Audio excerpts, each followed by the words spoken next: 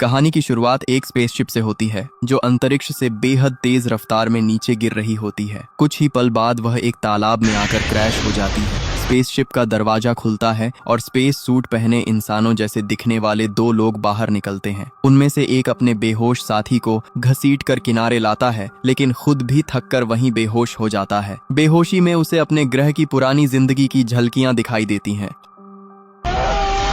होश आने पर वह देखता है कि उसके साथी की छाती पर गहरा घाव है और उसकी मौत हो चुकी है। तभी तालाब में पड़े उसके कंप्यूटर से आवाज आती है। वह उसे बाहर निकालकर आसपास की जानकारी जुटाने की कोशिश करता है। कंप्यूटर बताता है कि आसपास उनकी कोई दूसरी स्पेसशिप मौजूद नहीं है। यह सुनकर वह निराश हो जाता है। फिर वह कंप्यूटर से एक तार अपनी आंख में जोड़ता है। कुछ ही सेकंड में इस ग्रह का पूरा इतिहास, यहाँ के लोगों की भाषा, जानवरों की जानकारी और रहने सहने का तरीका उसके दिमाग में पहुंच जाता है। इसके बाद वह अपनी बंदूक से निशानेबाजी की प्रैक्टिस करता है और शाम होने पर अपने मरे हुए साथी को दफना देता है। अब उसका सिर्फ एक ही मकसद था, इस अनजान और खतरनाक जंगल से जिंदा निकलकर किसी तरह अपने ग्रह वापस पहुंचना। काफी देर तक जंगल में भटकने के बाद उसे एक विशाल व्हेल की लाश दिखाई देती है। उसे तुरंत समझ आ जाता है कि इतना बड़ा शिकार किसी इंसान का काम नहीं हो सकता। आगे बढ़ते हुए वह एक गाँव पहुँचता है, लेकिन वहाँ चारों तरफ तबाही फैली होती है। पूरा गाँव उजड़ा पड़ा था और ऐसा लग रहा था जैसे किसी भयानक दानव ने हमला किया हो। तभी उसे एहसास होता है कि कोई उसका पीछा कर रहा है। वह भागने लगता है, लेकिन जल्द ही एक घुड़सवार उसे पकड़कर बेहोश कर देता है। संघर्ष के दौरान उसकी बंदूक नदी में गिर जाती है। होश आने पर वह खुद को वाइकिंग्स के गांव में कैद पाता है। यह गांव चारों ओर से ऊंची लकड़ी की दीवारों से घिरा था। वहीं दूसरी तरफ गांव के राजा रोथगर अपनी बेटी फ्रेया को तलवारबाजी की ट्रेनिंग दे रहे थे। अभ्यास के दौरान फ्रेया साफ कह देती है कि वह किसी भी हाल में वुल्फ्रिक से शादी नहीं करेगी। तभी गलती से उसके कंधे पर चोट लग जाती है और राजा खुद उसकी मरहम पट्टी करते हैं। उसी समय वुल्फ्रिक वहां पहुंचकर खबर देता है कि पास का पूरा गांव बुरी तरह तबाह हो चुका है। हर तरफ खून फैला है, लेकिन हैरानी की बात यह है कि वहां एक भी लाश नहीं मिली। साथ ही उनके सैनिकों ने एक अजनबी आदमी को भी पकड़ लिया है जो इस इलाके का नहीं लगता।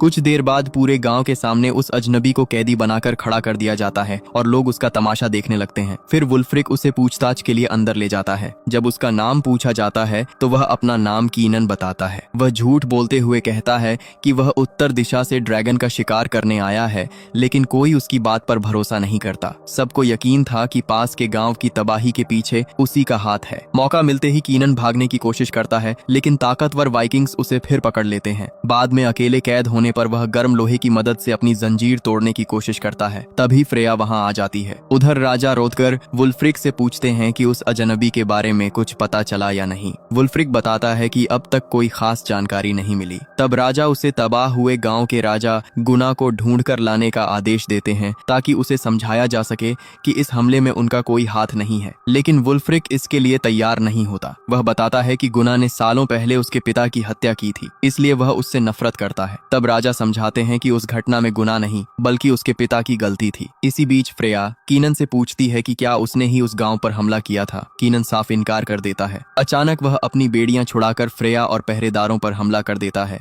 उन्हें हराकर वहां से भाग निकलता है। कीनन आधी रात को जंगल के रास्ते भाग रहा था, तभी अचानक पूरे गांव में दुश्मन के हमले का शोर मच गया। सभी वाइकिंग योद्धा हथियार लेकर बाहर निकल पड़े। उन्हें लगा कि राजा गुना अपनी सेना के साथ हमला करने आया है, लेकिन जब वे गांव से बाहर पहुंचे तो वहां कोई दुश्मन नहीं था। अचानक गांव के अंदर से लोगों की दर्दनाक चीखें सुनाई देने लगी। सब वापस दौड़े और देखा कि कोई अदृश्य बेहद खूंखार जीव लोगों को बेरहमी से मार रहा है। तभी कीनन भी वहां पहुंच गया। उसने उस दानव को देखते ही चिल्लाकर उसका नाम लिया मूरवेन। तभी खुलासा होता है कि कीनन धरती पर इसी जानलेवा प्राणी का शिकार करने आया था। कीनन उस पर हमला करने ही वाला था कि वाइकिंग सैनिकों ने उसे फिर पकड़ लिया। उन्होंने उसे एक विशाल पत्थर से बांध दिया। उसी दौरान कीनन को अपने ग्रह की याद आने लगी, जब मूरवेन्स की सेना ने उसके लोगों पर हमला कर दिया था और वह अपने परिवार व साथियों को बचा नहीं पाया था। अगली सुबह एक गरीब अनाथ बच्चा कीनन को अपनी बची हुई ब्रेड का छोटा सा टुकड़ा देता है। दूसरी ओर गाँव वाले रात के हमले की गुत्थी सुलझाने में लगे थे। तभी कीनन को राजा रोथगर के सामने लाया जाता है। राजा उससे उस रहस्यमयी दानव के बारे में पूछते हैं। कीनन बताता है कि उस प्राणी का नाम मूरवेन है। उसने पहले उसके ग्रह को तबाह किया था और अब धरती पर भी वही विनाश फैला रहा है। वह अपने शिकार को नीली रोशनी से आकर्षित करता है और फिर बेरहमी से मार डालता है। सबसे खतरनाक बात यह थी कि मूरवेन अपनी मौजूदगी छिपा सकता था। वह कीनन की स्पेसशिप में छिपकर ही धरती तक पहुंचा था। यह सच सुनते ही गांव वाले गुस्से से भर उठते हैं। उन्हें लगता है कि इस पूरी मुसीबत की वजह कीनन ही है, इसीलिए वे उसे फांसी देने की मांग करने लगते हैं। लेकिन राजा किसी तरह भीड़ को शांत कर देते हैं। कीनन समझ जाता है कि वाइकिंग योद्धा मूरवेन का शिकार करने जरूर निकलेंगे, इसलिए वह राजा से उनके साथ जाने की इजाजत मांगता है। राजा उसकी बात मान लेते हैं। जैसे ही वे बाहर निकलते हैं, फ्रेया कीनन को जोरदार मुक्का मारती है और पिछली रात का हिसाब बराबर कर देती है। इसके बाद राजा, वुल्फ्रिक, फ्रेया और बाकी योद्धाओं के साथ कीनन भी जंगल की ओर निकल पड़ता है। रास्ते में राजा उससे कहते हैं कि अगर मूरवेन को अभी नहीं रोका गया तो इस धरती का भी वही हाल होगा जो उसके ग्रह का हुआ था। थोड़ी दूर जाकर वुल्फ्रिक कई ताजा लाशें मिलने की खबर देता है। वह सुझाव देता है कि सभी लोग छोटे छोटे दलों में बंटकर अलग अलग दिशाओं में खोज करें, लेकिन कीनन उन्हें चेतावनी देता है कि ऐसा करना बेहद खतरनाक होगा। उसकी सलाह थी कि सब साथ रहें। फिर भी राजा दो लोगों की टुकड़ियां बनाकर आगे बढ़ने का आदेश देते हैं। इसी दौरान राजा और उनके सेनापति बोरोमीर के सामने अचानक ऊपर से एक घोड़े का कटा हुआ सिर आ गिरता है। दूसरी ओर कुछ सैनिकों को एक गुफा के बाहर सड़ी गली लाशें दिखाई देती हैं। तभी गुफा के भीतर से किसी की दर्दनाक चीख सुनाई देती है। पूरी सेना तुरंत गुफा में घुसती है, जहाँ उनका सामना एक विशाल खूंखार भालू से होता है। गुफा लाशों से भरी पड़ी थी। सभी को लगता है कि इन्हीं हत्याओं के पीछे इसी भालू का हाथ है। वाइकिंग योद्धा उस पर टूट पड़ते हैं और आखिर में कीनन अपनी तलवार से उसका अंत कर देता है। कीनन की बहादुरी देखकर राजा उसकी कैद खत्म कर देते हैं। शाम होते ही पूरे गांव में जश्न मनाया जाता है। कीनन पहली बार आम गांव वालों की तरह कपड़े पहनकर उत्सव में शामिल होता है। अब लोग उसे शक की नजर से नहीं बल्कि एक योद्धा की तरह देखने लगे थे। राजा उसे अपने साथ बैठाकर भोजन कराते हैं। उसी दौरान वही गरीब बच्चा फिर उसके पास आता है जिसने उसे ब्रेड दी थी। कीनन उसका एहसान चुकाने के लिए अपनी तलवार उसे भेंट कर देता है। बच्चा अपना नाम एरिक बताता है और कहता है कि उसके माता पिता युद्ध में मारे गए थे। तभी से पूरा गांव मिलकर उसकी देखभाल करता है। कुछ देर बाद वुल्फ्रिक खेल में कीनन को चुनौती देता है। दोनों ढालों के ऊपर संतुलन बनाकर आगे बढ़ने का खेल खेलते हैं। कीनन कई बार फिसल जाता है, लेकिन वुल्फ्रिक उसका मजाक उड़ाने के बजाय हर बार हाथ बढ़ाकर उसे उठाता है। यहीं से दोनों के बीच दुश्मनी की जगह सम्मान पैदा होने लगता है। जश्न खत्म होने के बाद कीनन बाहर निकलता है, जहां फ्रेया उसका इंतजार कर रही होती है। वह अपने पिता की जान बचाने के लिए उसका धन्यवाद करती है, लेकिन कीनन कहता है कि असली खतरा अभी खत्म नहीं हुआ। भालू नहीं बल्कि मूरवेन जिंदा है और वह किसी भी वक्त फिर हमला कर सकता है। कीनन की बात पूरी भी नहीं हुई थी कि अचानक पूरे गांव में खतरे का शोर गूंज उठा। देखते ही देखते राजा गुना अपनी सेना के साथ गांव पर टूट पड़ा। दोनों ओर से तलवारें टकराने लगीं और भयंकर युद्ध छिड़ गया। कीनन और फ्रेया भी मैदान में उतर गए और कई का आंती हाने की दुश्मनों को ढेर कर दिया। इधर गुना ने राजा रोथगर को घेर लिया था और अंतिम वार करने ही वाला था कि तभी कीनन बीच में कूद पड़ा और उनकी जान बचा ली। अब कीनन और गुना आमने सामने थे, लेकिन गुना के सैनिक उसे जबरदस्ती पीछे ले गए। उन्हें पता था कि कीनन से भिड़ना मौत को बुलाना होगा। जाते जाते गुना ने अपने गांव की तबाही का इल्जाम रोथगर पर लगाया और बदला लेने की कसम खाकर लौट गया। युद्ध खत्म होने के बाद फ्रेया ने कीनन को दोनों गांवों की दुश्मनी की असली वजह बताई। कई साल पहले वुल्फ्रिक के पिता ने आसपास के सभी गांवों को साथ लेकर फ्रांस पर हमला करने की योजना बनाई थी, लेकिन गुना समय पर नहीं पहुंच पाया। सभी ने इसे धोखा समझ लिया, जिसके बाद से दोनों गांव एक दूसरे के कट्टर दुश्मन बन गए।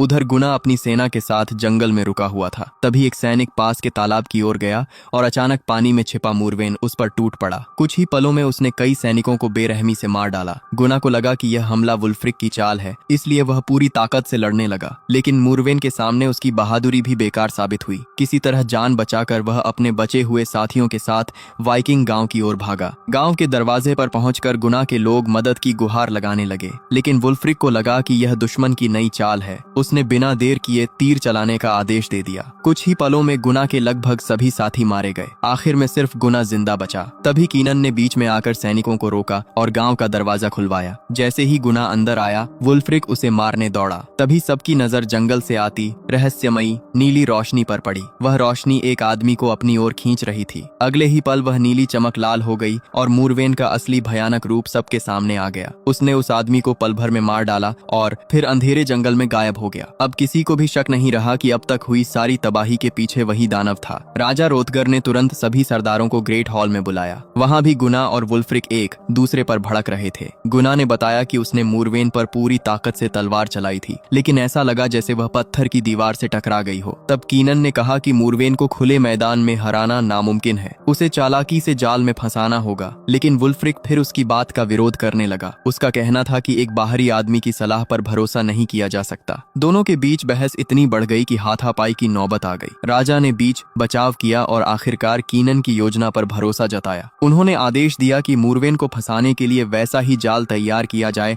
जैसा कीनन चाहता है। अगले दिन पूरे गांव ने मिलकर विशाल गड्ढा खोदा। उसे ऊपर से इस तरह ढका गया कि वह साधारण झोपड़ी जैसा दिखाई दे। फिर उसके भीतर नुकीले खंभे गाड़े गए और चारों ओर तेल भर दिया गया। कीनन की योजना थी कि मूरवेन को इसी गड्ढे में गिराकर आग के हवाले कर दिया जाए। काम पूरा होने पर राजा ने सबके सामने कीनन को अपना योद्धा घोषित कर दिया। अब वह कैदी नहीं बल्कि गांव का सम्मानित सदस्य बन चुका था।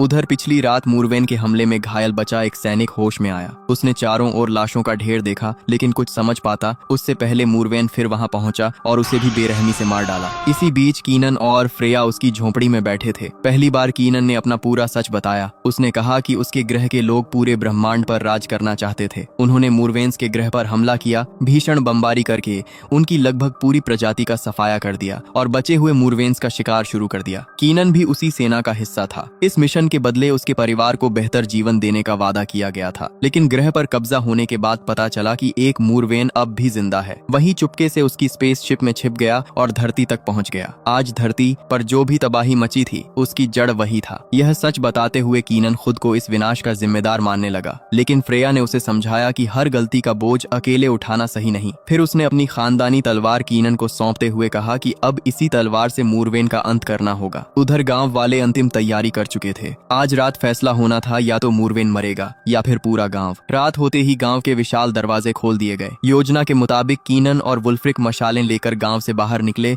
और अंधेरे जंगल में मूरवेन का इंतजार करने लगे। चारों तरफ सन्नाटा पसरा था, दूर तक कुछ दिखाई नहीं दे रहा था। इसलिए कीनन ने जलती हुई मशाल जंगल की ओर फेंक दी। मशाल की रोशनी पड़ते ही सबके होश उड़ गए। मूरवेन बिल्कुल उनके सामने खड़ा था। तभी अचानक एक पादरी उसके सामने आ गया और भगवान के नाम पर उसे वापस लौट जाने को कहने लगा। लेकिन मूरवेन ने एक ही वार में उसका सिर धड़ से अलग कर दिया। यह देखकर कीनन और वुल्फ्रिक तुरंत भागे ताकि मूरवेन उनका पीछा करते हुए जाल तक आ जाए। योजना सफल रही और मूरवेन सीधे गहरे गड्ढे में जा गिरा। लेकिन उसी समय वुल्फ्रिक का पैर फिसल गया और वह भी गड्ढे में गिर पड़ा। बाहर का रास्ता बंद हो चुका था। ऊपर खड़े धनुर्धर आग वाला तीर छोड़ने ही वाले थे कि कीनन ने अपनी जान जोखिम में डालकर वुल्फ्रिक को बाहर खींच लिया। अगले ही पल आग का तीर गड्ढे में गिरा और जोरदार धमाका हुआ। पूरा गड्ढा आग की लपटों में घिर गया। सबको लगा कि मूरवेन मर चुका है। लेकिन तभी औरतों की भीड़ के पीछे से एक दूसरा छोटा मूरवेन निकल आया। यह उसी का बच्चा था। उसे देखते ही पूरे गांव में अफरा तफरी मच गई। फ्रेया ने बिना डरे उसका सामना किया। तभी राजा रोतगर भी उसकी मदद के लिए पहुंचे। लेकिन छोटा मूरवेन उन्हें जोरदार टक्कर मारकर दूर फेंक देता है। उसी वक्त आग में जलता हुआ बड़ा मूरवेन भी गड्ढे से बाहर निकल आता है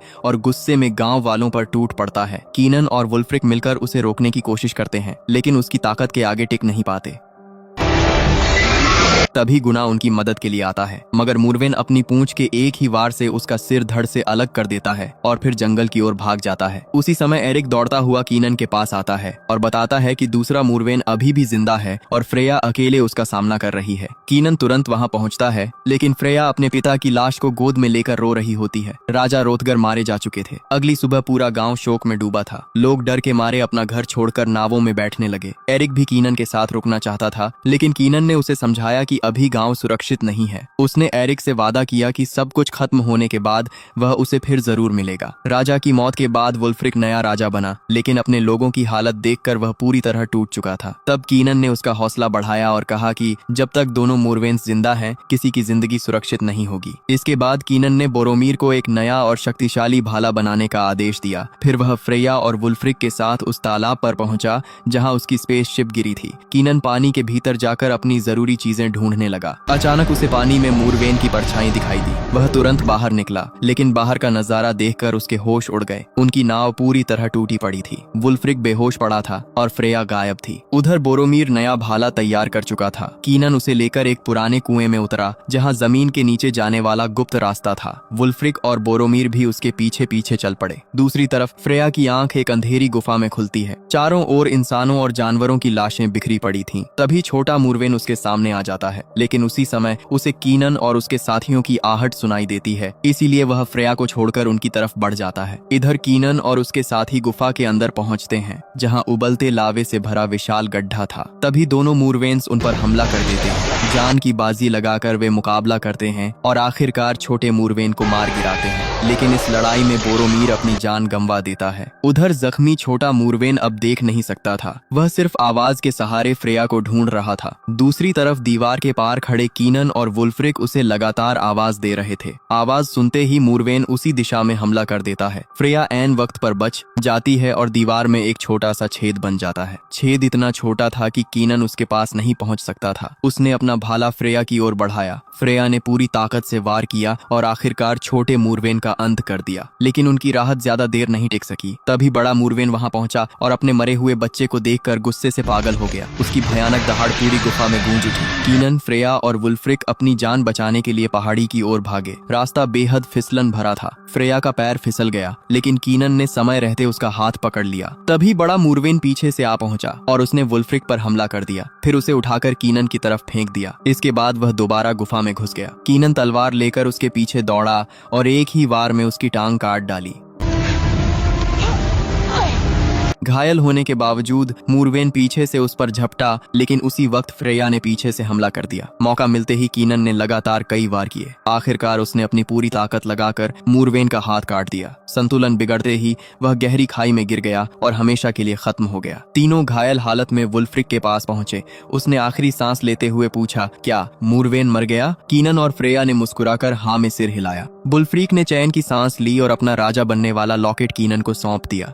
यह संकेत था कि उसके बाद गांव की जिम्मेदारी अब कीनन संभालेगा। कुछ ही पलों बाद वुल्फ्रिक ने हमेशा के लिए आंखें बंद कर लीं। इसके बाद कीनन और फ्रेया गांव लौटे और सभी को मूरवेन के अंत की खुशखबरी सुनाई। समय बीतने के साथ दोनों ने शादी कर ली। कीनन गांव का नया राजा बना और उसने एरिक को अपना बेटा बना लिया। एक समय जो योद्धा अपने गृह लौटना चाहता था, आखिरकार उसे धरती पर ही अपना नया परिवार और नई जिंदगी मिल गई। दोस्तों, वीडियो कैसी लगी हमें कमेंट करके जरूर बताएं। साथ ही ऐसी ही और वीडियो के लिए चैनल को सब्सक्राइब भी कर लें। मिलते हैं अगली शानदार वीडियो में।